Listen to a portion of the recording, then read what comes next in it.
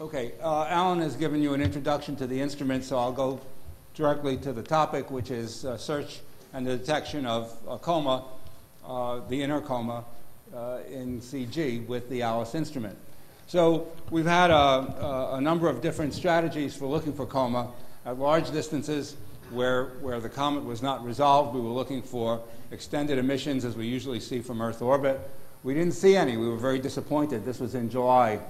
Once we got into orbit on August 6th and the distance of the comet decreased, we started seeing emission oh, thank you. We started seeing emission, whoops, I didn't mean to hit that. We started seeing emission in the region above the neck, and we were able to determine the spectral features associated with that emission. In September, when we got down to 30 kilometers, we also obtained a certain number of spectra, again with the extended ALICE slit above the limb. In October, there were a number of off-nadir stares in conjunction with Vertaux. Those turned out to be very useful. And then in November, following the lander delivery, when we're in the near terminator orbits at 90 degree, close to 90 degree phase angle, we've actually detected coma emission above the surface of the nucleus, which is, I think, a major step forward for us. Okay, so here we have a picture. Let's see if I can get the right end of this. Okay, so this is the NavCam image. Here's the slit. Alan showed you what it looked like. This is projected onto the NavCam image. And here you see the spectrum, again, the spectral image, short wavelengths from left to right. And if the lights are dark enough, I guess they are, you see that here is the head. The head is reflecting the light. This is the same spectrum Alan showed. You see the Lyman beta is extended into the gap above the neck. And if you look closely, you can see that the oxygen 1304 is extended into the neck. This, by the way, this image has the sky background, which is fairly bright in Lyman beta and extremely bright in Lyman alpha, which is why we don't use it in this analysis. This may not show up so well, but this is the same observation. But you see the spatial distribution along the slit. We do get information. Each pixel is about 450 kilometers, 410 meters, not kilometers, to get out of that habit. And you see that the continuum emission from the dust above the neck, it follows that of the Lyman beta. Lyman beta is our tracer of gas. In this case, it's water. Here we have a spectrum. The spectrum is very rich, in fact.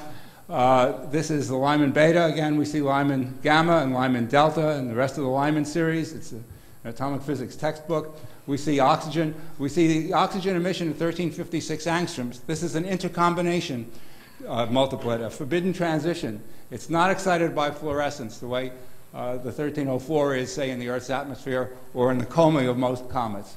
We also see parts of the long wavelength scattering from dust, and we see CO4 positive emission, which really puzzles us because it comes and goes. We don't always see it in a continuous way. So from these observations made in the middle of August, we identified these features. I just mentioned them. And we found that the spatial distribution was that they followed each other, the dust and the gas. And from the relative intensities, we concluded that the mechanism was photoelectron excitation. The photoelectrons, which have been detected by the IES instrument on RPC, are produced by photoionization of water. The spectrum is fundamentally different from what we see from Earth orbit. Even with the best resolution with Hubble Space Telescope, we're seeing tens to hundreds to thousands of kilometers. Here we're seeing under 1 kilometer, and we're seeing a completely different process. In the observations from Earth orbit, we observed the dissociation products resonantly scattering sunlight. Here we see sunlight photoionizing the water. The electrons that are produced then excite break up the water into the atomic states which radiate. Now, I'm going to go on rather quickly through a number of other observations that confirm this and which extend it. So here we're in September. Here is an Osiris wide-angle image. You see the slit is pointed along the jet. Here again you see the oxygen 1304. You see where we cross the nucleus. This is the carbon-2 from the solar spectrum. Here is the oxygen 1356. Here is the oxygen 1152. Just bear in mind, we now have a good spectral measure of where the gas coma is in those two lines. Here is a fit. Again, I'm using published cross-sections from Makarov et al.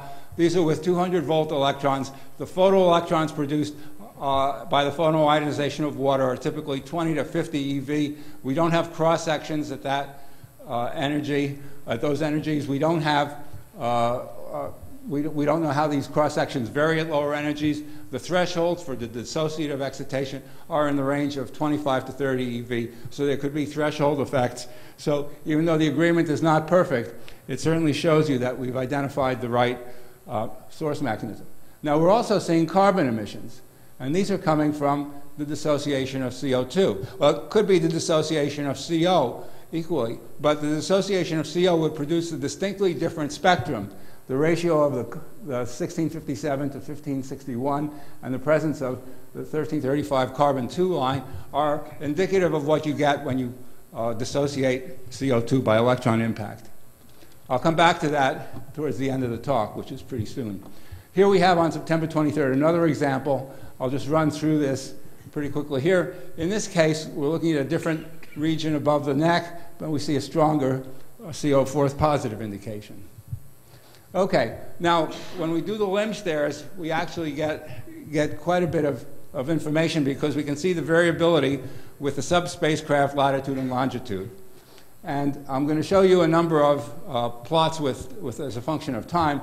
And the plots, I'll explain it as we go on. Here's a plot, October 18th to 19th. And here's the longitude changing. Here's the latitude. These are at southern latitudes. Now, these are not error bars. Remember, there are three parts of the slit. It's a dog bone. There's a wide top, a wide bottom, and a narrow center.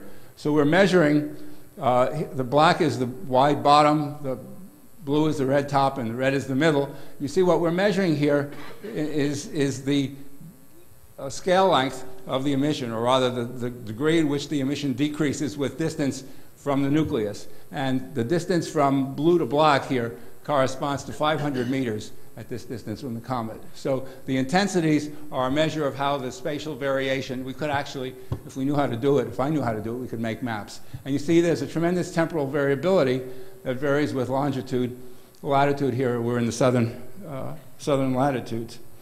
If we go on, this is a few days later, and now we're at northern latitudes. Here's the latitude on this scale here on the right. And if you look carefully on the previous slide, the peak was 20. Here we're 50. So we're seeing emission that is 2.5 to 3 times brighter than when we were looking at southern latitudes. Again, this is consistent with what's seen by Miro and what's seen by Rosina, that the northern hemisphere is more active than the southern hemisphere. Also notice during one of these blocks here indicate the off-nadir pointing, so about 17 degrees off-nadir. And you see in this one, we're coming along, and all of a sudden the signal jumps up because the Alice slit is crossing the boundary of a jet. The slit doesn't move, but the comet is rotating under the slit. And so we're crossing the boundary of a jet here, and here we go beyond it, and another jet arises here. There are some gaps in the data due to some ugly things called stars in the field of view. Now, notice the letters A, B, C, D. I'm going to show you the spectra corresponding to 2 of those. And A, you see very weak atomic carbon signal. D, you see a very strong atomic carbon signal. Well, again, if we assume that the atomic carbon is due to electron dissociation of CO2, we can use the relative cross-section for that process relative to the cross-section for producing Lyman beta to derive a value of the CO2 abundance relative to water. And as we heard from Fabrizio this morning, it's in the same range as what Dominique has been finding from the analysis of the Vertis H spectra in that same time frame.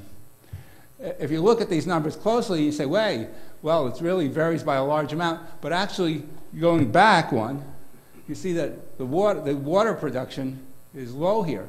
So in fact, maybe the CO2 is constant over the surface, but that the water varies with position on the nucleus. Okay, let me finish with this. This is at the end of November. Here we have from the 3D tool a position of the slit against the dark. I think the phase was 93 degrees. Against the dark neck. And you see, even where the slit crosses the dark neck, we have the O1 emission. And here, down here, we're on the bright surface. We see the reflected sunlight again.